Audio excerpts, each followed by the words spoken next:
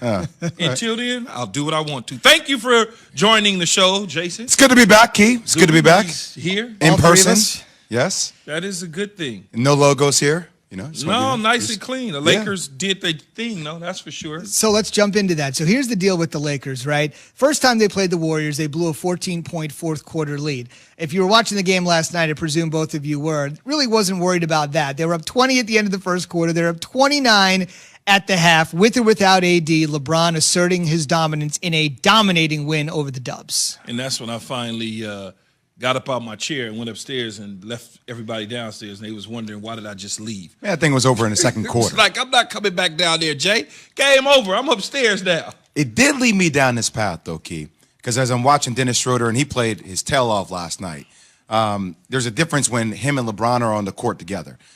But if it's just LeBron and Dennis Schroeder, and say for some reason AD doesn't come back, it made me think about, man, even if Kevin Durant doesn't come back for Brooklyn, just with James Harden and Kyrie Irving, I think that's enough for them to win a championship. I don't think that's the case for the Lakers. Now, you can say that's because the Lakers are in the West. The gauntlet's a little bit different in the West. But I think with the way Kyrie and James Harden play together in the East with teams like Milwaukee, even if Philadelphia is playing really well with Joel Embiid and Ben Simmons, I think that's enough for the Nets to come out of the East and potentially win the whole thing, even if they didn't have Kevin Durant. See, I feel like the field is even all the way across the board. If for some reason, like you said, AD is not back, I think the Lakers they take a dip, and the field becomes somewhat even. Neutral. I think when you think about it, the Clippers, I mean, obviously Paul George, if he's healthy, he's cooking. And Kawhi and they look like poop the other night against Milwaukee. I mean, yes. I mean, every now and then we all have a stinker here and there. True, but I think that they'll be pretty even with the Lakers. Utah, Denver, then you start talking about Phoenix. What is that going to be? Portland. But then when you get in the East, for me, the two teams are still the two teams. It's the Sixers and the Nets, or the Nets and the Sixers.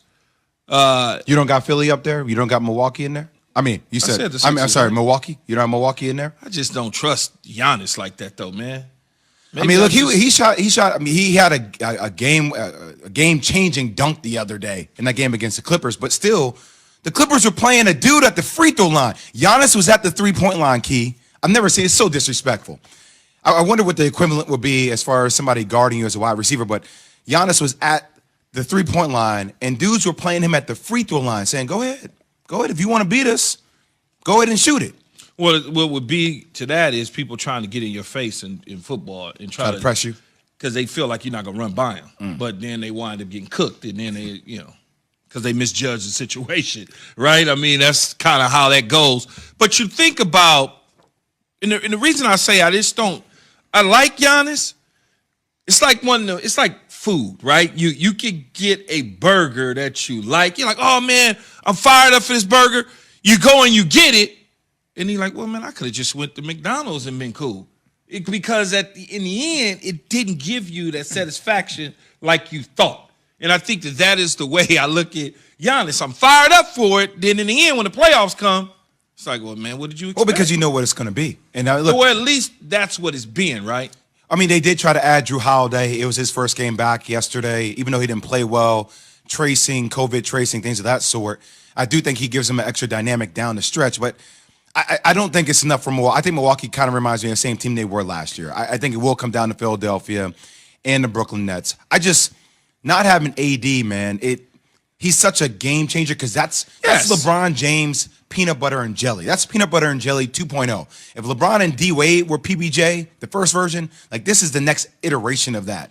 And it makes the game easier for them all the way around. But can LeBron do what he was able to do in Cleveland at times without having a true a running mate, where Dennis is more of a 2B instead of a 2A? Yeah. Can he put enough on his back to make up the difference for whatever AD left behind? But see, I think that's what we had a chance to find out a little bit during that stretch when Dennis wasn't there and when AD wasn't there, right? Like it was look, LeBron is still a machine. LeBron can do things that are superhuman. I forget what game they were about to play, and we were like, hey, it was against the Utah Jazz without Dennis Schroeder and AD. I was like, hey, man, look, like I wouldn't put it past LeBron to go off for like 40 and have a triple-double and potentially win this game. I'm not saying that one game was an indictment on LeBron. LeBron is still incredible. But I don't know if LeBron is the same LeBron he was 10 years ago that can put a whole team on his back the way he used to be able to do that. He needs the extra pieces to help. And I don't know if Dennis Schroeder is that one person to get them over the hump to get out of the West. But ever since he's been back, what are they, 2-0 2-0. now? So they're 2-0 with Schroeder back in the lineup. Beat Portland, beat Golden State. I mean, he blitzed Golden State last night. Beat both teams. I mean, they're not juggernauts, but they at least took care of business, right, Zubin? Yeah, let's reset the situation. So you're wondering what the Suns are going to be. That's interesting because that's who the Lakers have next tomorrow. So we'll see if the Lakers can go to 3-0. Just to set the rest of the week, by the way, we're already at the All-Star break, which is a little bit weird with this schedule. Just a reminder, we'll have games every day, Monday, Tuesday, Wednesday. Then there'll be a slate of games on Thursday. Then the league will be off Friday, Saturday, All-Star games Sunday. And then we'll resume action next Wednesday. Jay invoked Giannis as the two-time defending MVP. LeBron is making a great case for the award himself, playing without AD. He's getting a little bit tired of answering this question, but yes, it is, again, after the game last night, his job to figure out how to move this team forward. It's my job to, like you said, to figure it out, and on both sides of the floor. And I think defensively, I've just been a little bit more active, trying to be in the right position where that it benefit our team, benefit myself. But I've just been flying around, and it's helped out our team. And everyone's been flying around. They've helped me out as well too. So I'm definitely not okay with losing. And so it's my job to figure it out what's going to be the best for our team. And we've done a good job of that the last couple games. And Jay, I think if you make the case for LeBron being the MVP, it's a strong case to make, but you've got another guy, you briefly mentioned it here at the top, another guy that's closing fast and in your mind has surpassed the king for the moment. I do. I got James Harden leading the leading board right now. James Harden, Joel Embiid, and LeBron James. I think LeBron James lost a little bit of that luster during that stretch when both Dennis Schroeder and AD have been out. Obviously, they didn't win the game. It was tough for him. He still played well, but I think we were kind of wondering if LeBron James could put this team on their backs, on his back, and really carry them to the next level. Joel Embiid, he's been dominant in the East, and I think James Harden, without KD, even though they lost one the other night at home to Dallas, he's just been playing out of his mind. Now, look, LeBron James can easily get back into this race. This is not over. This is constantly fluid and moving. But as of right now, James Harden, number 1, Joel Embiid, number 2, LeBron James, number 3. James Harden's been cooking for sure, but I'm not ready to just because LeBron James dropped 3 games without AD in the lineup and Schroeder in the lineup. Was it 3 or 4? Well, I don't remember the number. It's either 3 or 4 games. 1, 2, 3, 4. Yeah, they lost 4 games. 4 games without those 2 in the lineup. I'm not ready to just decide that LeBron James isn't the MVP and he doesn't have the momentum that he had prior to that. You just gotta look at where they are down the stretch opposed to before the All-Star break. Which I would say, look, James Harden was by himself without Kyrie and KD. They lost to the Dallas Mavericks, so it kind of hints to Key's point a little bit. But still, that 4-game losing streak, you did want to see something a little bit extra from LeBron potentially.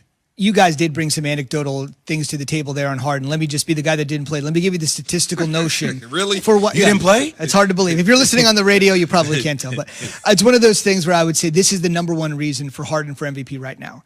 He used to lead the league or be the league leader in a stat that's important but not flattering. It's called usage rate, right? Always touching the ball, dribble, kick your leg out, go to the free throw line with 2 seconds to go on the. Well, that's his thing, right? I just looked at James Harden's usage rate.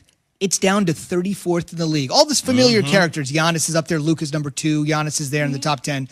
Harden's at 34. He has to share the ball with Kyrie and Kevin Durant, yet he's still making a huge impact. So if you can evolve your game doing something different than you used to do your entire career, to me it says you're definitely evolving as a player. That could be, in my opinion, the best argument for him. One last NBA note, the Nets lost to the Mavs Saturday night, fell to 9-4 in 13 games without KD. The Monday morning roundup brought to you by AutoZone. Get in the zone.